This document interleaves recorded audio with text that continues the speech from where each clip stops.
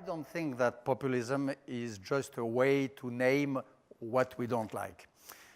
There is a real notion of populism, a concept of populism, which could be unfolded a lot, but to make it shortly, I said the ancient Latin writers, when they distinguished, when they separated the populus and the turba, the distinction is between people and mob.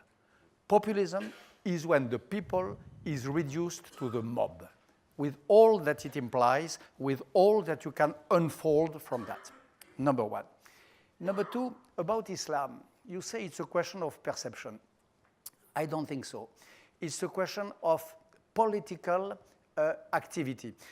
It is clear that there is in Europe a real uneasiness, not to say more, among the minorities from Muslim origin. But it is true also that you have among them some very brave women and men who fight for secularism, for equality between men and women, and so on. The real question is not to perceive, is to help, to extend the hand, to encourage, to give hope and courage to those who, at the expense of their own living or life, battle inside Islam against Islamism. The real battle of our days is inside Islam, between Islam and Islamism. In this battle, we have a role to play, which is not to perceive, but which is to help. Number three, there is no, you say that some people act as if there was them and the real world. No, there is two real worlds.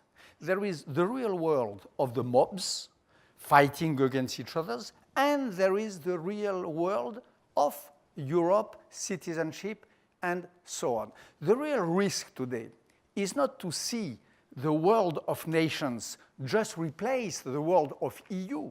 The real risk is to see our peoples going back not only to wars at the First and the Second World War, but war in general. La guerre de tous contre tous, wars about borders, wars between communities, and so on. There is two worlds, two conceptions of people, of Europe, of us, fighting today.